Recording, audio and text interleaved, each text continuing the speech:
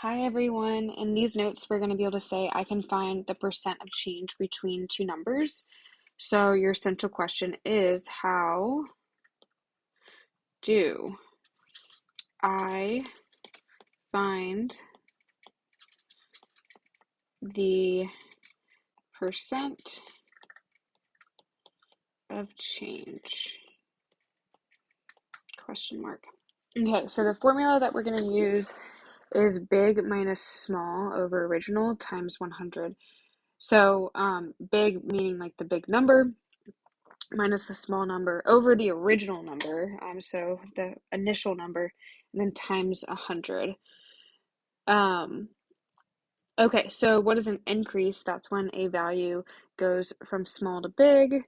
What is a decrease? When it goes from big to small. How do I convert a decimal to a percent? We've done this a lot, so you're going to move it two spaces to the right or multiply by 100. So when I move it two spaces to the right, 1, 2, I'm going to get 4.5%. Okay, so let's find the percent of increase. So something goes from $45 to $130. That's crazy. So we're going to take the big number, which is 130. We're going to minus the small number, which is 45. And then the original number, so the original price was 45. Okay. And so when we do 100 minus 45, the numerator, we're going to get 85, and we keep our denominator. And then now, when I plug this into my calculator, I'm going to get 1.88 repeating. Okay, so then this is where we multiply it by 100 because we want to know the percent. So that's why we multiply by 100. And so we get 188.8 repeating percent, but no one really says that in real life, right? So instead we would say like 189%. So that is the percent of increase. Okay, so maybe you've gotten like a puppy or an animal. I'm sure I can't imagine a cat being 84 pounds, but probably talking about a puppy in this example. And when you first get your puppy, it's like 16 pounds. And then, 6 months later or a year later, it's 84 pounds. We're talking about maybe like a German Shepherd or, a Great Dane or something like that. So the big number is 84. The small number is 16, so we're doing 84 minus 16. And the original number is 16, how much the puppy weighed initially. So when we do 84 minus 16, we're going to get 68. And we're going to keep 16 as our denominator. When we plug this into our calculator, we're going to get 4.25. And then now we multiply by 100. And so we're going to get 425%. So we're going to see some examples that are just like very straightforward, like the last two that we did. But then we're also going to see like sentences or like real life example, kind of like word problems.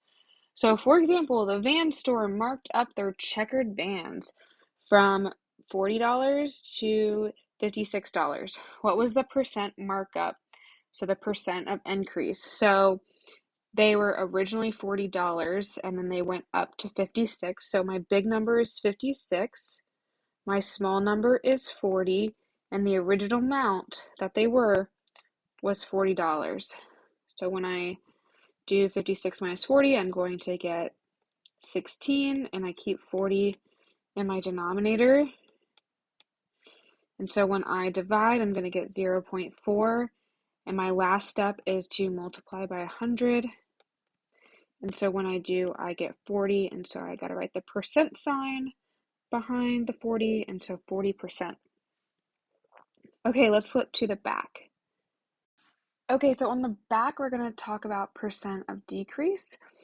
So in our first example, something was originally 200 pounds, and then it now is 180 pounds. Um, and so we're going to take our big number like we did previously, so 200, and we're going to subtract our small number. This time, the only difference is that like our big number is the initial number, right? Because it's being decreased. So 200 is going to go in our denominator. And so in our numerator, we're going to have 18, and then we're going to have 200 in our denominator. When we divide, we're going to get 0.09, and we're going to multiply that by 100. When we do, we get 9%. So obviously, no one needs to worry about their weight. However, if it was someone's goal to lose weight and they went from like 200 to 182 pounds, then they could say like, oh, I lost like 9% of my weight. So that's kind of like a cool thing to say when you're able to like talk about those percents. Okay. So an item is $168 and then it's decreased to $122.50. So the big number is 168. The small number is 122.50. And since it's going down in price, like this is a discount, 168 is the denominator, right? So when we subtract in the numerator, we're going to get 45.5, and then in our denominator, we're going to get 168. And so we go ahead and divide in our calculator, and you're going to get 0.27. And your last step is to multiply by 100, and that's going to give you 27%. So this item that you're talking about, if you're trying to, explain ration to your parents or whatever why you bought it, you could say, well, it did decrease in price by 27%, so I was getting a deal. So that's something that you could say.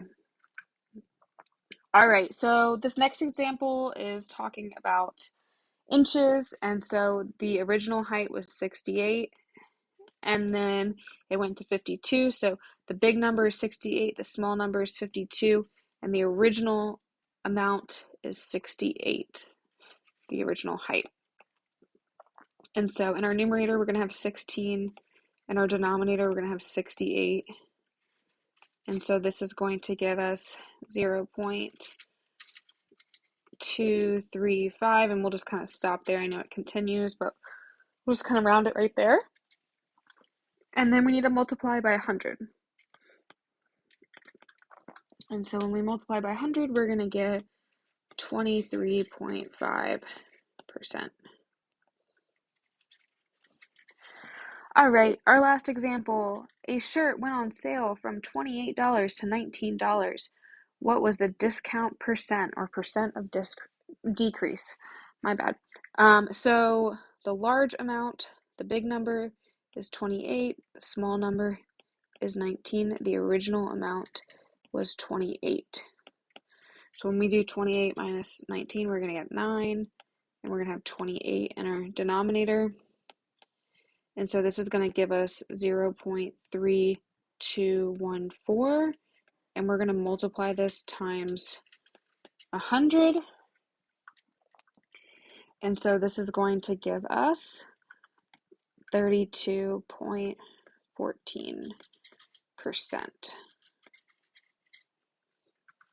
All right, guys, good job.